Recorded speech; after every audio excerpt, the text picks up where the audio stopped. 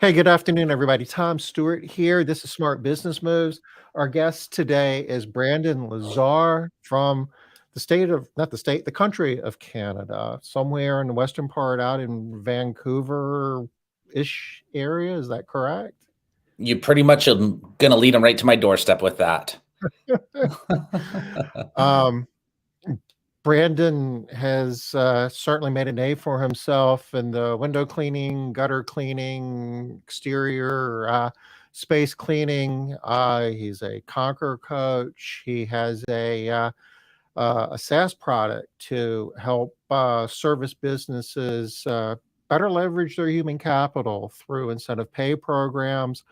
It's exciting stuff here. So rather than me just droning on, Brandon, why don't you share with our audience a little bit about yourself and how you got to this point?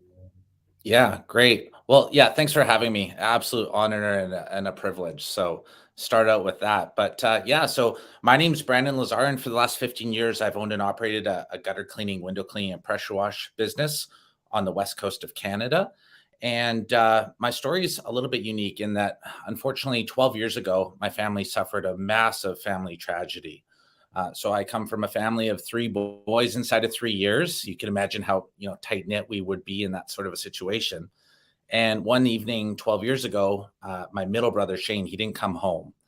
He was tragically lost in a car accident. And as you can imagine, a significant life event like that, it hits you literally like a ton of bricks, right? I was only a couple years into my business ownership journey. I was trying to make my way through business college, and all of a sudden, this gets dumped on our front doorstep, right? So after the process of grieving and handling that the best way a human can, you kind of go through that 12 to, I would say, 14-month period where you're just hollow and numb, right? What came of that from me, though, in terms of rising up, is I had an opportunity to reflect on such a massive life event. And really, where it came down to is I like to see life as a journey after being faced with something so tragic and so close to home, right? And I really took that to heart, right? I basically rose up from that feeling like I want a life of fulfillment for myself as well as the people around me, right? And really, where I got to is I want to leverage my entrepreneurship abilities and small business abilities to fulfill on that pursuit of fulfillment. Since that massive tragedy took place, I've backpacked through 25 different countries. I've done the Mount Everest base camp in Nepal. I've done the Mount Kilimanjaro in Kenya. I jumped on a motorcycle from east to South Africa, just like literally backpacking as we're going on the side of the road in Africa. Went to Thailand numerous times and Costa Rica surfing. It's been a very rich and fulfilling life so far. Holy cow! You're not kidding. And you know what? There's a lot of people out there who aspire to be entrepreneurs and they start their own businesses and work very hard at it and realize, financial success. But, oftentimes we don't leverage the opportunity to create value beyond the financial part of it. I mean, the experiences that you just shared certainly are life-changing experiences. I mean, wow. Do you have what are your plans moving forward? What's next? Well, and like to your point there, Tom, like I absolutely agree with what you're saying, right? Like as a Conquer coach, one of the first things we try to establish when we're paired up with a new Conqueror is what is your why, right? Because it's so easy to subscribe to the hustle culture of just, whatever you're doing, just 10x it and, more sales, more profit, right? But I think that's just such a small portion of what the picture could potentially look like, right? Maybe it's time freedom. Maybe it's not doing the things that you just really hate doing inside your company anymore, right? As small business people, we have to wear a lot of hats at times, and some of those hats might not be very pleasant to wear anymore, right? So whatever that why is for you, I think it's very important to incorporate that in your goal setting and review as much as we do the financial talk, right? So let's talk about that for a minute. Mhm. So certainly it was a tragic thing when your brother passed away. Mhm. You came to the realization that, life is precious. I'm going to for a lot of reasons. In part, I presume to honor him, to make the most of yours. Did you just like wake up one morning and just start doing that? I mean, there was work and preparation that had to go into that, right? Could you tell us Mhm. about that? I mean, I think just as you live through that sort of a tragedy, and it's tragic in the sense that you've lost somebody who you love and who's been a part, such a massive part of your life up until that point. But it's also tragic in the sense that it's just such a amount of lost potential.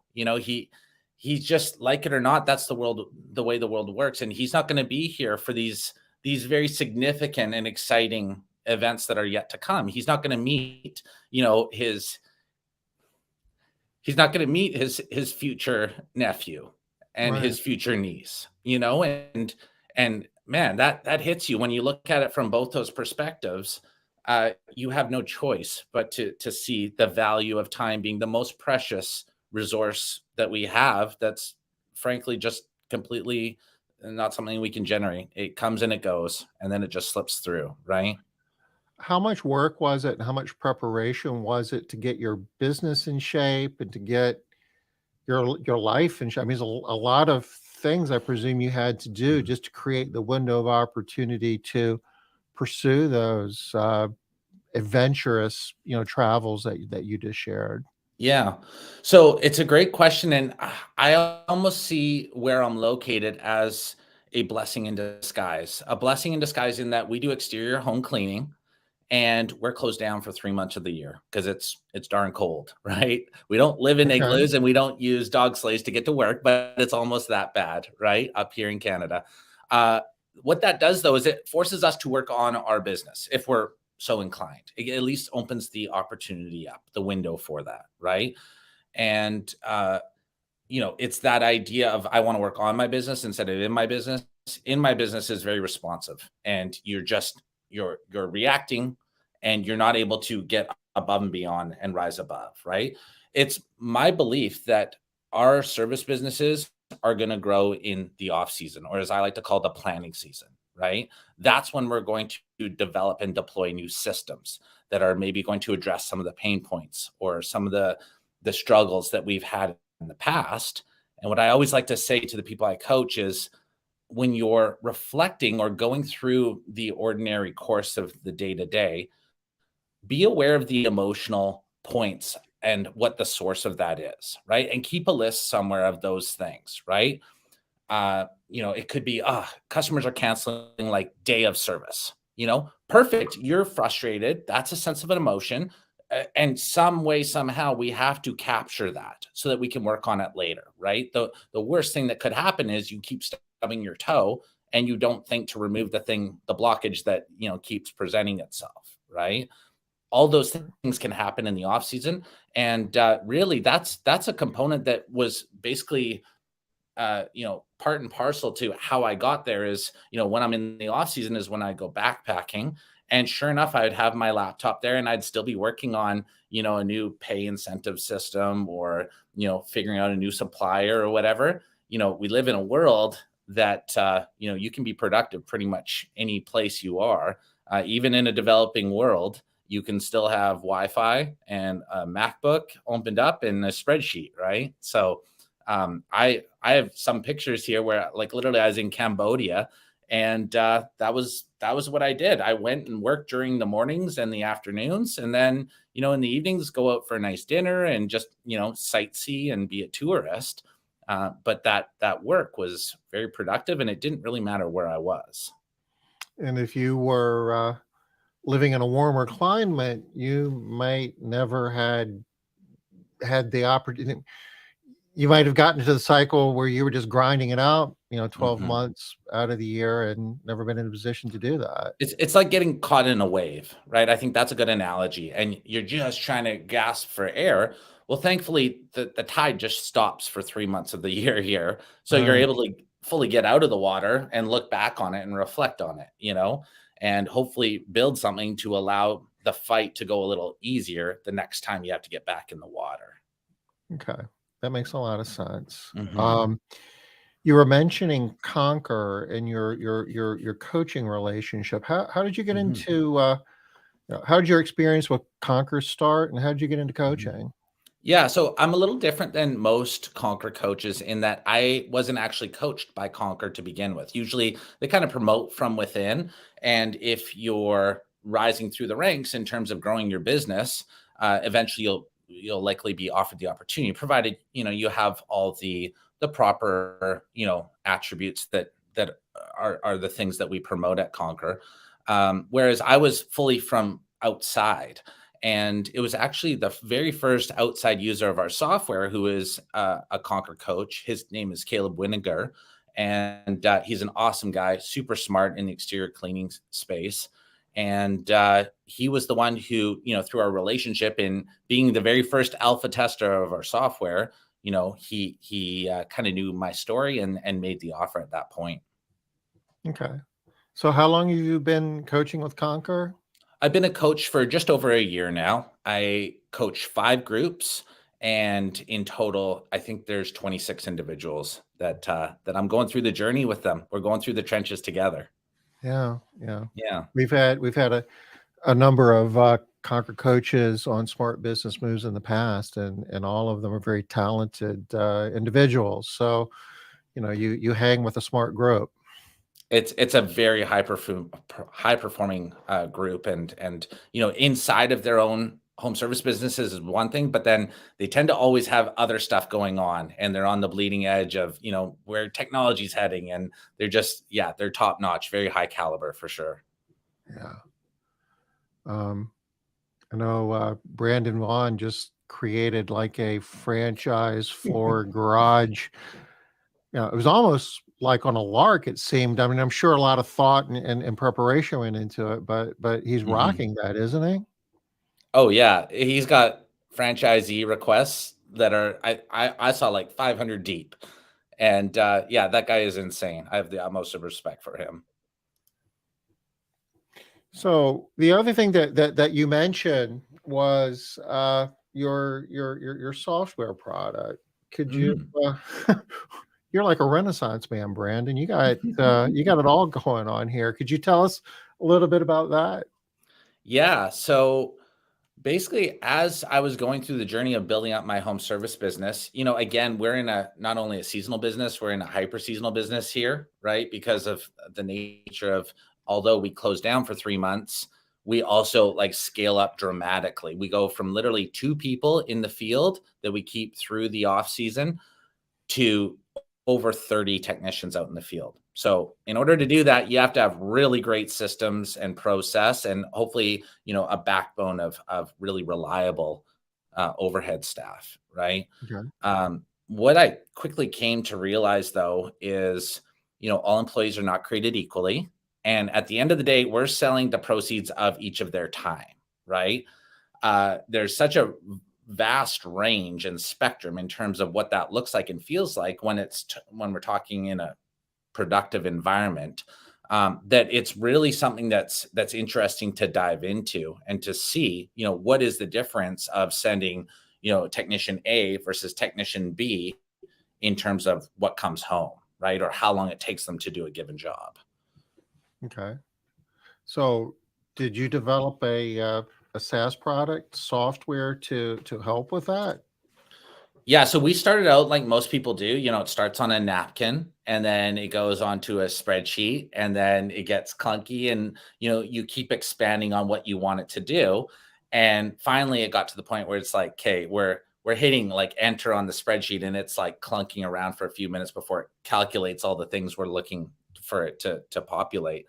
And then that's when we started to put it online. And it really was just the idea of scratching our own itch, right? When Mhm. we're going from 3 to 30 in the field, there's so much stuff that's going on in the background. And when you're looking through, all of those personnel, there's some people there that probably shouldn't have a placement. There's some people there that, they've been doing this in terms of oscillating and being very inconsistent with their work quality. There's other people that are just mentally checked out and they're showing up every day, they're hoorah at the meeting, and that's where it ends, right? So this stuff is happening in the background, whether you have a way of seeing it or not.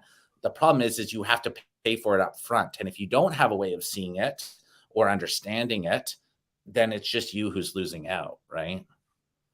Yeah. So the tool that you have built is HourlyIQ, Yes. hourlyiq.com. Yes. I'll drop the URL in chat so everybody in our audience can click in and take a closer look at it. You want to tell us a little bit about the product, and something I didn't mention in the warm up, Brandon, I should have. If you want to do a screen share, you have the ability to do that. If you want to go in product and show us around a little bit, Yeah. that might be useful. Yeah, that sounds good. I'll start to tee that up here. But yeah, at the end of the day, I built this product so that we could grow faster and make more money. It's really what it came down to, right? I How do I do the screen If you go share here? down, like in the tray there, you should see some settings where it says mute, Present. stop cam. The fourth one over, it should say share screen, Yeah, perfect. and I'll stop sharing mine. And if you click on that, it'll show up backstage, and I can put it Cool. up. Yeah, are you seeing that now? I am. Okay, cool. So this is the dashboard, and we want to be uh, a coach, a mentor, and a celebrator of our people and what they're doing, right? Because at the end of the day, as a service business owner, you're nothing without your people, your technicians on the ground, right? So what this does is it really not only itemizes and reports on their individual performance, but it puts it in a perspective that's meant to be recognizing them and rewarding them, and also spotting things before potentially they become an issue, or before they good work ethic goes unnoticed, right? So who actually has a login and password to Hourly IQ? Is this Yeah. something that you use, your office staff uses, or do all of your technicians log in and interact with it? No, so this is entirely admin facing. Okay. With that said, we have this really cool thing here called a highlight reel. And basically, if you have a screen in the break room or the shop, basically what this does is it casts all the results onto that screen as currently as yesterday's efforts, right? So the one thing about a performance pay system, when you're deploying it properly, is you have to go have ongoing and regular feedback being given to your staff, right? If it's Sure. just this black box type approach, you're not going to get their engagement, right? They don't know. It's like Pavlov's dog, right? Did I do something good or did I do something bad? Well, I got no feedback, so I don't even know, right? Mhm. Whereas this, again, it's all about recognizing and rewarding them, and keeping the figures very current in terms of their bonus amounts that are accruing, etc. Right? An analogy I heard a long time ago that always stuck with me is it's kind of like bowling with a sheet in front of the pins. You can roll the ball down the aisle and it'll go underneath the sheet and you can hear things rattling around, but it's not much gratification if you can't actually see what happened. And that's, you know, having a job without feedback is kind of the same thing. Yeah, that's exactly it. And I don't think it was sharing there. So this is the highlight reel that I was talking about. So Right. again, very fun, very exciting, very motivating, and you can customize this. So if it's employees that are going to be looking at the screen, it's all employee stuff. If it's managers, it's all like macro, how is my business doing in general stuff, right? Okay. So you mentioned that the genesis of this, or at least a contributing factor to your motivation of refining these incentive pay programs, was the seasonal nature of your business being in a cold climate. Mhm. Do these incentive pay programs give you a competitive advantage? It must be tough keeping a committed workforce that basically loses their job 3 months out of Yeah. every year. No, call it like it is. I mean, there are some government incentives here where we can actually top up their unemployment amounts. So those things help a little bit. But you're absolutely correct, right? Like, especially towards the end of the season, the ship is sinking. So to get full buy-in right until the end is really quite challenging if you don't have stuff like this, right? At the end Mhm. of the day, you get a carrot or you get a stick, right? That's what performance pay is, right? There's certain things where we want to create that sense of alignment, and there's certain things where you did something good, so here's a bonus or a benefit or something that you value. And then sometimes when you step out of bounds, well, there's a repercussion. It's the other team's ball, right? And that that's the handling. So for us, when it comes to things like, say, callbacks, right? You were servicing a customer's home and you left the back gate open and the dog got out. That's a callback, right? We have to go back there, tail between our legs, and figure it out, right? Maybe you left a piece of Right. equipment on the roof. It's happened before, right? Those are valid callbacks. And in our business that, there's a deduction applied to your bonus amount owing because you got a valid callback, right? So it's really baked into our culture that we're all going to care about the same things when we're on this team here. So, you know, I guess most companies, at least when they're starting out, the easiest way to pay your line labor is just hourly. You track the number of Mhm. hours they work in a week, and whatever, if they're making 15, $20 an hour, whatever it is, you just do the math, and that's their gross pay. Mhm. Um, Incentive plans, I guess, have the potential of getting a lot more complicated. Could you maybe go into a little detail in terms of what your incentive, how hourly IQ, what Mhm. that incentive pay plan looks like? Yeah. So, like, the whole idea in our approach for hourly IQ is we want something that's powerful, but very intuitive. You got to understand what's going on. Otherwise, if we lose you, it's got no benefit at that point. When you So, say you need to understand, you're talking about your technicians. well, both really. Your Okay. technicians absolutely need to understand, what this bonus system looks like, but also you, as the implementer and the decision maker, you have to know what's going on too. So, at the core of it, there's kind of two main approaches. Can you see my screen right now? Absolutely. Okay, so we've broken it down. Customarily, there's kind of two main options when it comes to the world of performance pay. So, number one, and this is the greatest adopted version or approach, is called hourly plus bonus. Okay, so what that means is your technicians get a bonus wage likely per hour. Per hour is best policy, and it doesn't matter what happens throughout the course of that day, how successful it was, or maybe it was a dumpster fire. It really doesn't matter. They're always going to get that hourly rate. Okay. When it comes down to it, basically, you can basically establish tiers in terms of developing what the bonus amounts will be. Okay. So in this example here, with just some basic information, average wage on my crew, the burden rate, and the target labor rate, we're able to say to our team now, okay, guys, we're going to develop this or deploy this performance pay bonus system. If you guys do $80 an hour in productivity, you get $1 per hour bonus. And if you do $90 an hour productivity, you get a $3 per hour bonus. Okay. The benefit here is when you're paying these amounts out, you're staying inside of your labor target. So you don't ever have to feel like you're bonusing above and beyond what you're already paying and just you're being too nice of a boss. You're Right. doing this and actually benefiting as well as a company.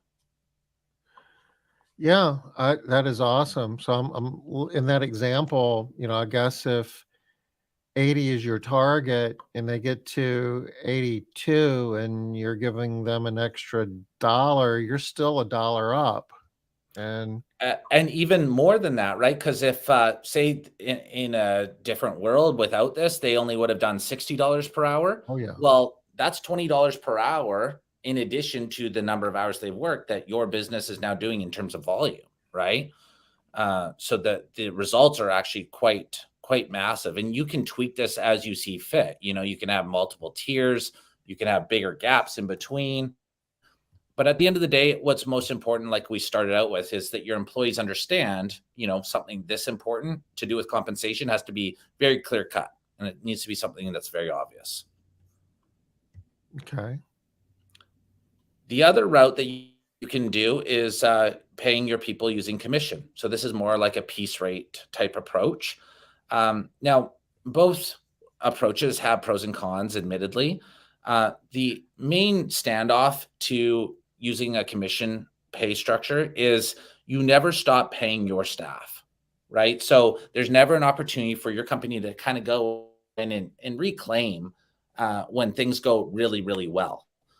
Conversely, if things completely go sideways and the wheels fall off, say a piece of equipment breaks or they get stuck in traffic or what have you, and the day just is not that productive, well, they're getting significantly reduced in terms of how much they're making. So, for those reasons, we're not as fond as far as implementing the commission bonus structure goes, though our software is still able to provide it.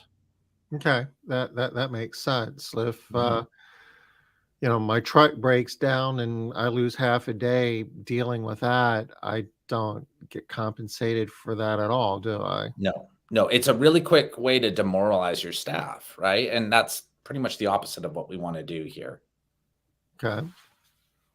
One of the coolest things that the software does is we have this setting called snaps, or this idea called snaps. So what you can do here is you can set a variable. So it could be something like callbacks, it could be lates, it could be absences, it could be underpaid or overpaid. Literally, the system can calculate whether or not one of your technicians is overpaid or underpaid by looking at your target labor rate inside your company versus how productive they've been.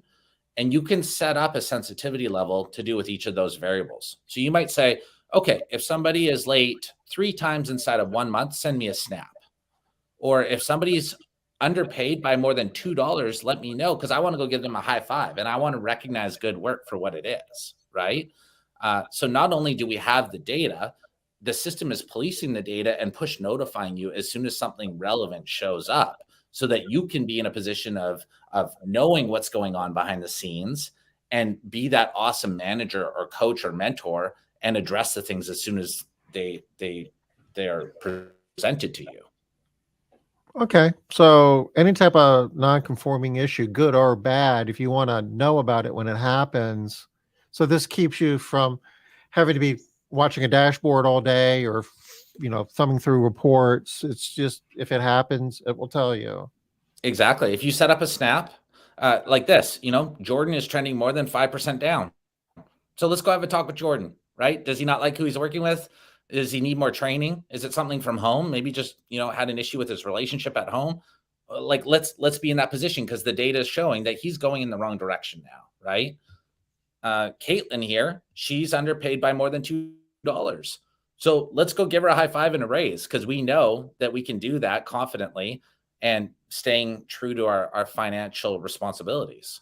When it says underpaid by $2, what would Mhm. would that look like in the real world?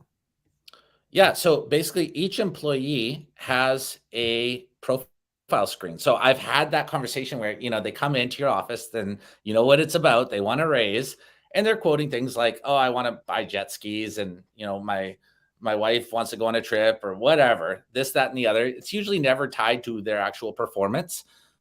And I've had that conversation before, and the problem is I was not in a position to really lend anything back to support or yeah, I just was going on nothing, frankly, right? Whereas with the profile screen, at a glance, you know how well your employees performing at their job, right? Mhm. Everything's basically itemized here, and over here, based on how much we're paying them, matched up against with the math. Obviously the software does all the tough math. We're looking at whether or not their productivity is above this wage productivity line that's yellow or below. If it's above, we're actually underpaying them. So we can feel good about giving them a raise. If it's below, that means they're not quite pulling their weight and they're not producing where they ought to for the amount we're paying them.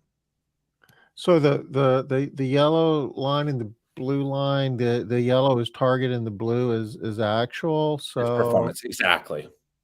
okay. And that gets summarized up here. So again, we want it to be powerful but intuitive. So this tab here basically itemizes to the penny how much we're underpaying or overpaying an individual. So if you click it, again, it's intuitive and it spells out in plain English. You could still meet your labor target of 34% and pay Caitlin an additional $2.74. And that's very helpful, right? Because a lot of the stuff usually is just based on a gut, a feel. It's arbitrary, right? Where it shouldn't be, right? This stuff is happening in the background. And, at the risk of sounding like a super dork, math is the path. No. So the target is calculated based on a percentage of revenue. Yeah. So basically, what it's doing is it's looking at your company's target for labor. Okay. So usually in my space, it's 25 to 35% all in. We're talking wages, bonuses, and burdens. Okay. So then Loaded it takes your loaded direct labor cost. loaded direct labor costs, right? It fluctuates depending on where you're located and what industry you're in specifically, right? But then what it's doing then is it's taking that and it's saying, okay, Caitlin gets paid $24 an hour. Now let's look at her performance and see how she's as like a component of that labor. Is she costing us more than our labor target or less than? Is basically the highlight version of it. Mm-hmm. I And love it. then yeah, what it spits out is, whether or not she's doing good. And this is actually the combined amount. So on the year, we've underpaid her by a total of $1,100, right? I once had a painting business, and had we had this product, it would have made your stomach churn because we had some painters that were just passing time. And I would I would probably suggest the figure would be no less than overpaying them by one of them was no less than $6,000. And again, he's just showing up, spending time, getting his paycheck, and it's all good, but like he's not pulling his weight. And as a service business, we're selling the proceeds of his time. So had I had this product back then, I would have seen, how detrimental this situation is. This is really cool. So you see this. I mean, the people that are managing your business, does the tech, I presume it would be problematic if the technician knows that they're being underpaid by $2 and 100%. Yeah. yeah, So this is a management tool, right? That said, we're on the very last stages of developing a mobile application. So what that'll be is basically it'll be a portal for your employee to sign in, clock in, and basically get the highlight version, right? But they're not going to get the nitty gritty. We're certainly not going to give them fodder to come in and demand a raise. This is right, essentially what they'll be given. It's called the rundown. So instead of just having on their pay stub, hours work times your hourly wage, and then a raw bonus amount that's just like it's just bulk and has no context. They will get this sort of a detail where yes, you started at $24 an hour, but with your bonuses and tips, you actually made effectively $28.44 per hour. And in a tight labor market that we're in now, you don't want your people just anchoring on this base wage that they get because you've deployed performance pay and they're making a lot more than that. So you want them to be anchoring on this figure here. sure. And then it gives a breakdown in terms of, you did an upsell on this day, so you made $15. You did a review on this day, you got a bunch of productivity bonuses, and this is what the payout was. That is so cool. So it incorporates tips, it incorporates upsells. It's Yeah. the whole deal. Yeah. One thing that's really cool, because like again, this is such a powerful platform that we're on now, we can just keep adding on to it, is this one here. It's called Crew Effect. So what this does is it analyzes their involvement with each other team member on your crew. So if you're in the situation where you just randomly pair people up to work together, you don't know if that pairing is optimal, especially across your entire team, right? Whereas this, you can see down to the penny whether or not those people work better together or far worse together, right? So I know Caitlin works really well with Tanner. She has an effect of bringing his productivity up by $14 per hour that they work together. Whereas if I'm going to match them up with Joseph, that's going to be a bad day. I can pretty much predict it here. Yeah. Now, be curious about that because maybe Joseph and Caitlin working together don't make an awesome team. But if you look at Joseph might have a red number next to everybody that Joseph's working with. Is that a Quite, Caitlin issue or? no, quite possibly. So, like in total, she's a net promoter. She's a $5 per hour summary. Whereas we can dig deeper and see, relative to each other staff member, what the relative effect is. So we could go over to Joseph and see, is he just a net detractor? And although he might be, focusing or functioning on the scoreboard, that's just purely because, he's getting pulled along, right? Right. So his crew effect is quite a bit less, right? He only brings people up marginally, and this is even getting rounded at that. So It you're kind of you're absolutely right. normalizes everybody's uh, revenue per hour, if you will. It kind of, Well, if you're always working people in teams, it kind of attributes it to the individual. exactly. Yeah, and like I guess the issue is if you just have somebody paired up with a rock star, well, on something like a leaderboard, they're always going to look good, right? Because Yeah. they're on a winning team because they have a rock star, right? But they could actually be bringing out still the worst case out of that rock star each time they work with them, and that's what the crew effect is doing. Yeah. Mhm. If you're playing on a team with a professional athlete, if you're playing doubles with a professional tennis player, then you're probably going to do pretty good at the club. Exactly. You're not Yeah. gonna struggle. But, again, this stuff's happening in the background, so that's what the software does is it spots it and brings it to your attention so that you can go do something with it, right? How does data get into that? Because you're tracking people's time and you're tracking the revenue that they're generating. How does that get into your product? Yeah, so the answer to that is it's kind of threefold. So right now, it's manual entry, though those days are short-lived here coming up. So essentially what it is it's two components here. We need the time worked for each employee, and we just need the revenue figure. That's all it is. So it's very lightweight. Usually it's about 60 seconds per crew per day to do this Is entry. that done on a daily basis?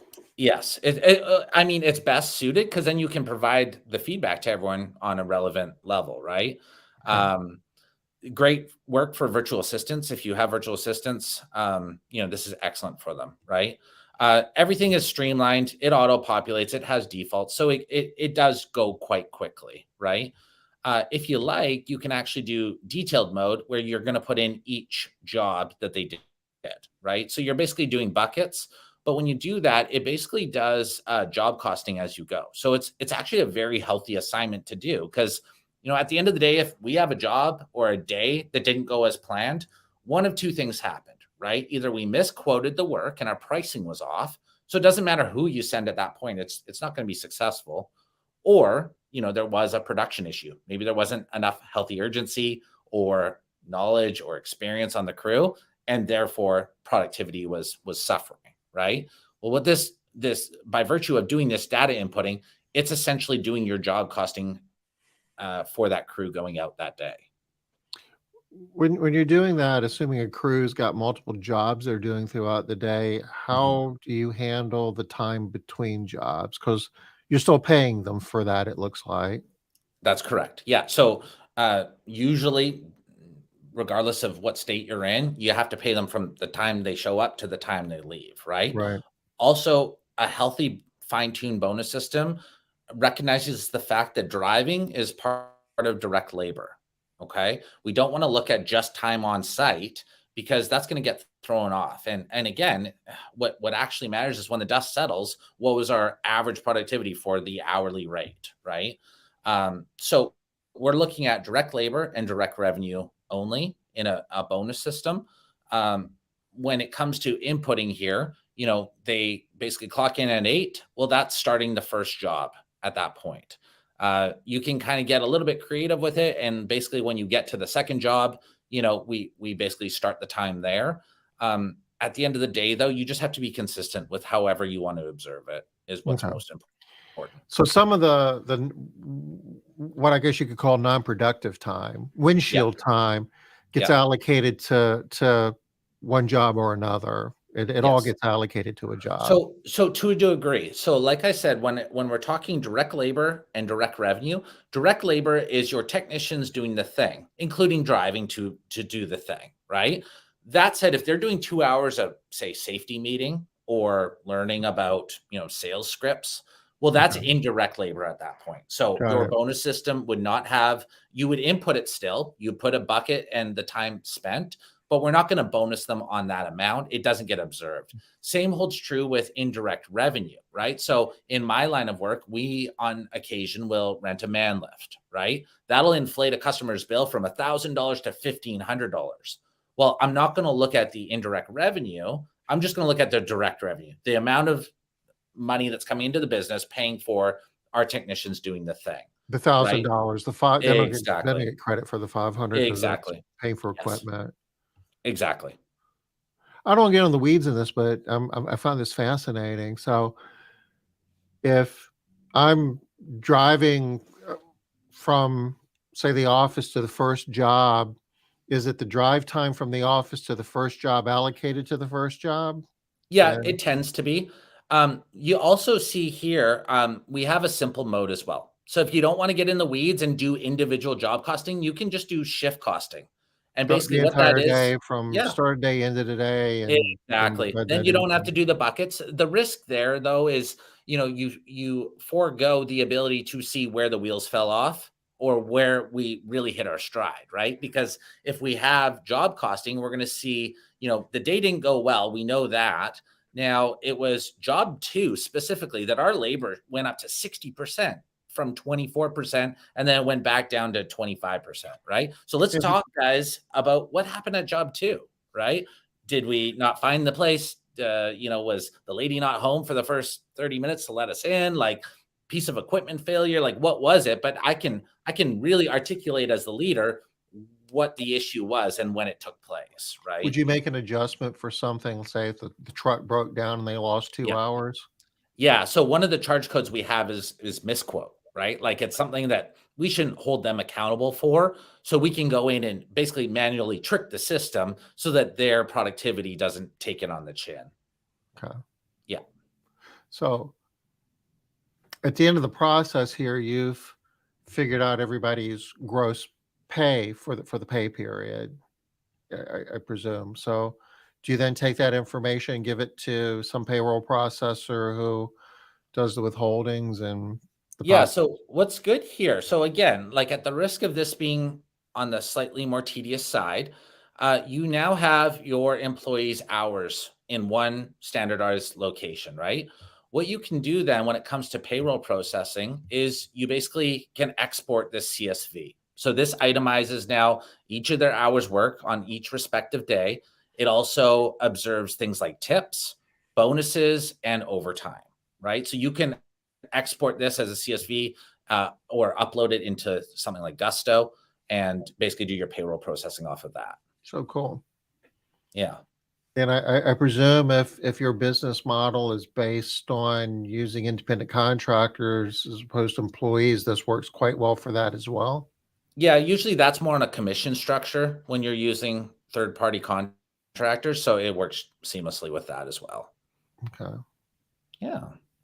So getting back to how this helps you be more competitive in an environment where you actually have work 9 months out of the year, how does this help you with engagement and retention and Mhm. keeping the wheels on when it starts to warm up a little bit and you're ready to go back to work? Mhm. Totally. Do you ever Totally. worry about if the people that were there 3 months ago are still going to be around? Yeah, no, and I guess where I go with that is it just provides full clarity, right? Like I can understand the entire picture of my full-on business, but also with respect to the narrative associated to each individual technician. I know what's going on. I know whether or not they're meeting expectations or not. And most importantly, they have an idea of this as well, right? Because we're sharing this on a regular and ongoing basis, they are clearly in the know whether or not they're above or beyond, where we want to be. Yeah. You know, this isn't a real popular book, but the premise of it is that are you familiar with this, I'm Brandon? not. No. Okay.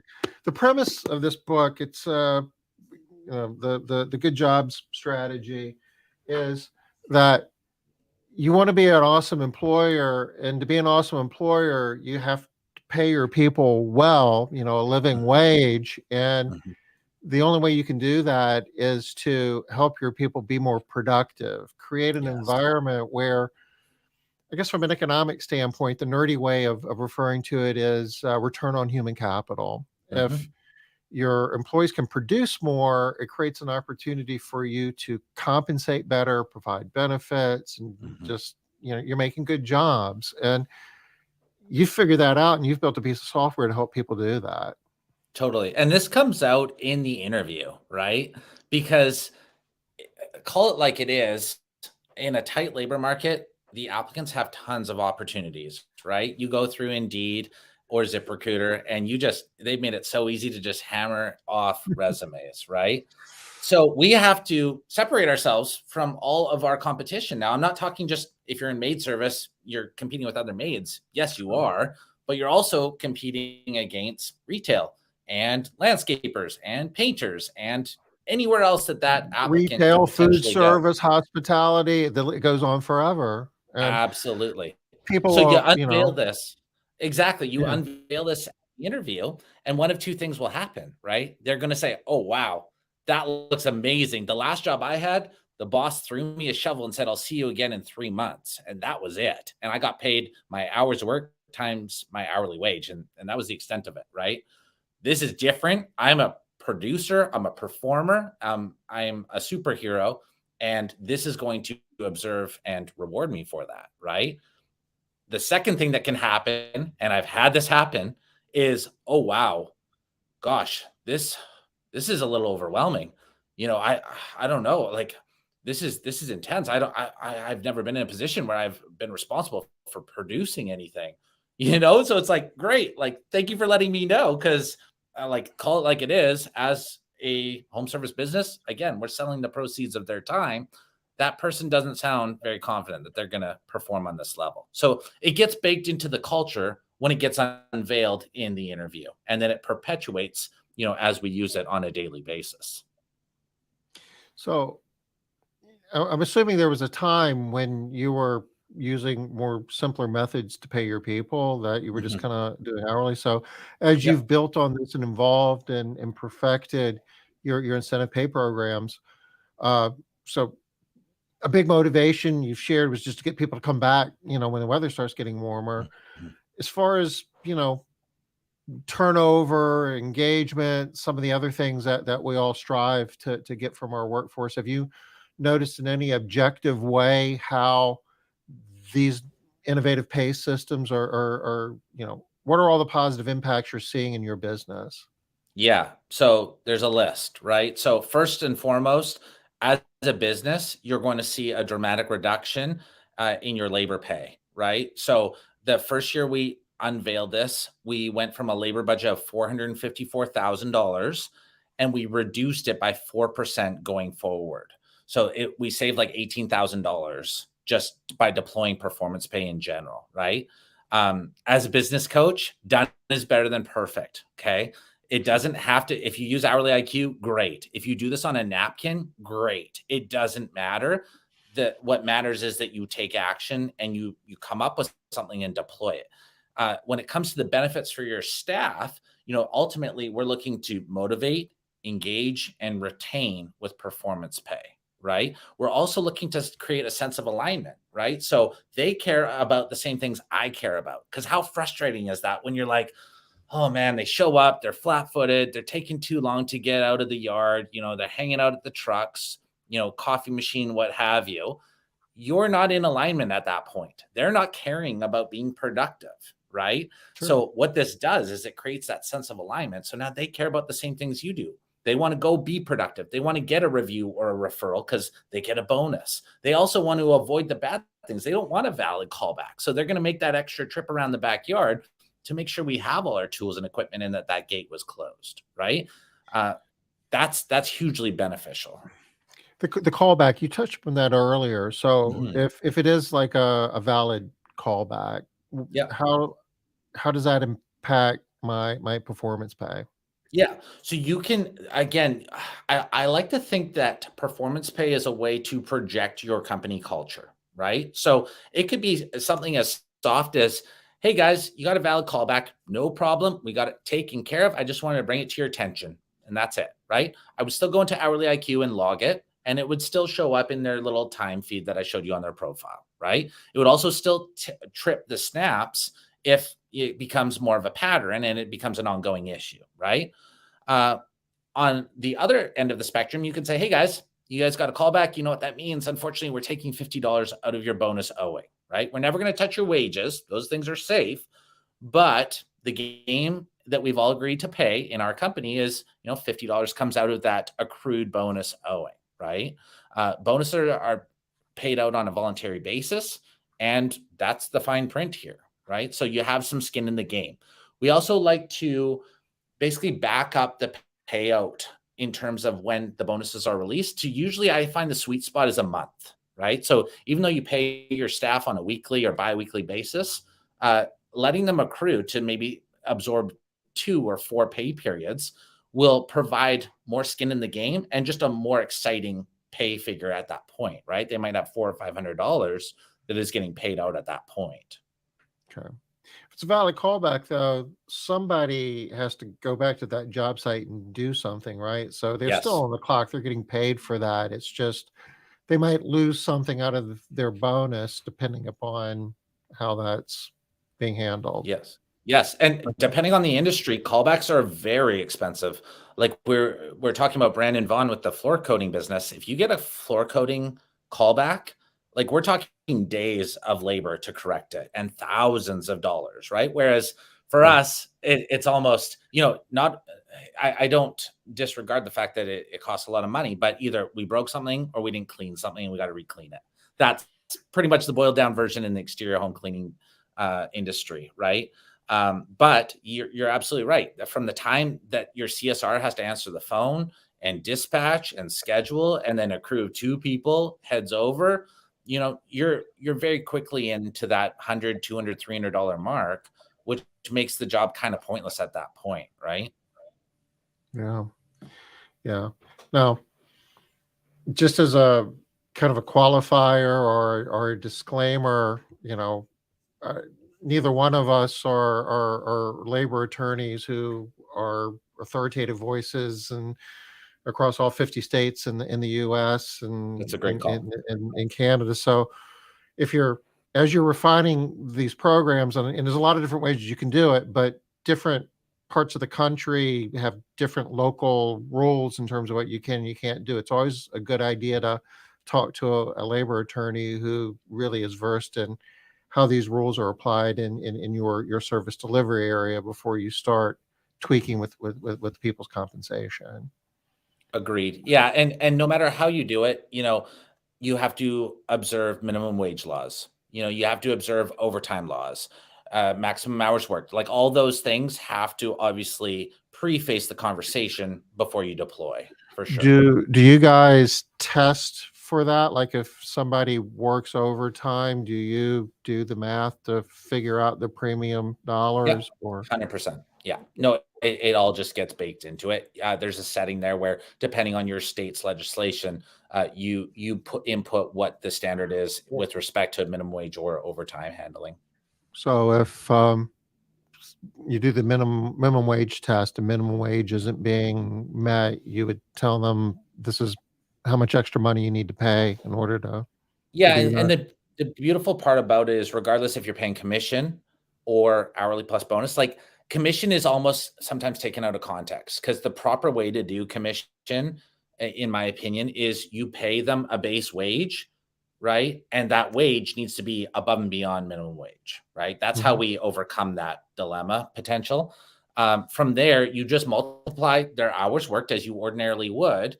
So say it's $10 an hour and you worked, 8 hours. Well, we owe you $80 at that point.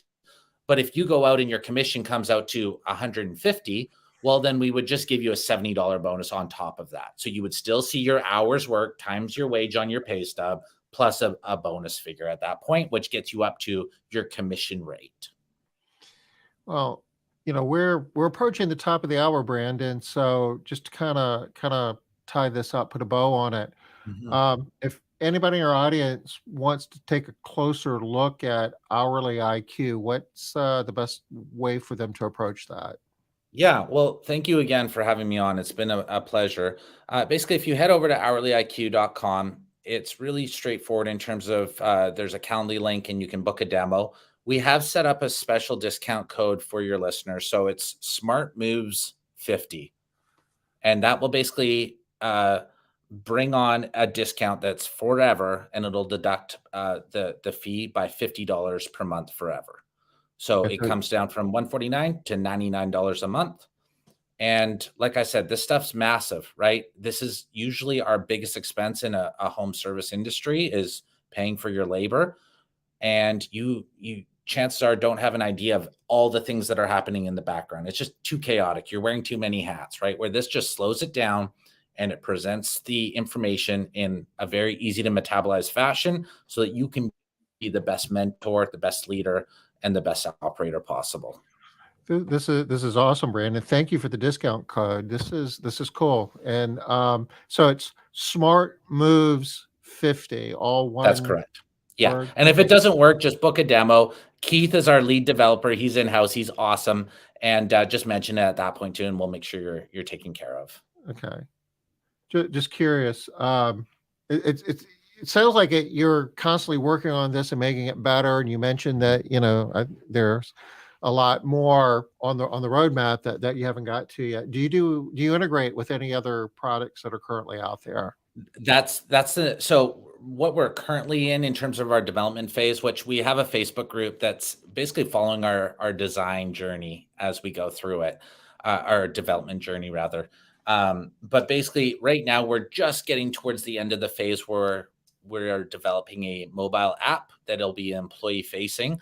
So when I showed you that input requirement, basically it'll give them the opportunity to clock in and clock out, and that information will be ported over, and basically that level of input will not be required to be done manually. The other cool thing is part of that functionality will allow you to then see on a map view where each of your employees are located. And the next phase is APIing with CRMs. So that's where we're headed next. So we've been bootstrapped the whole way. We were initially just scratching an itch that we had inside of our own business, and it's become a product that again is helping a lot of people to grow faster and make more money on their own level there. Cool. Very cool. So, you know, if you aren't using a performance-based system, I can tell you from, my experience in the industry, and I've done a little bit of coaching over the years as well, and worked with a lot of house cleaning businesses, and pretty much without exception, you're going to get better results. You're going to be more profitable. You're going to be creating better jobs if you have a well-managed performance pay system. If you don't have one, if you don't have the mechanic, and I can also tell you, Brandon, you were talking about you can kind of, do it, done is better than perfect. That's true. Yes. Trying to do a well-managed performance pay system without having some type of technology to automate it is arduous. You don't have to do that. It's 2023. There's better ways.